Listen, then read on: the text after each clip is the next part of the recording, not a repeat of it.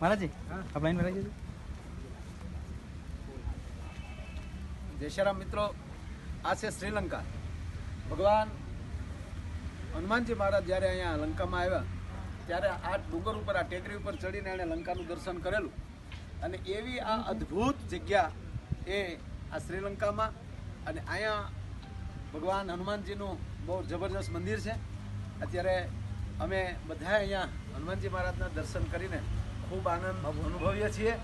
તો અહીંયા લંકાની ભૂમિમાં બેઠા બેઠા દરેક ભારતીયોને મારા જય શ્રી રામ, અસ્તુ, આભાર। જય શ્રી રામ। फोटो ले लिया।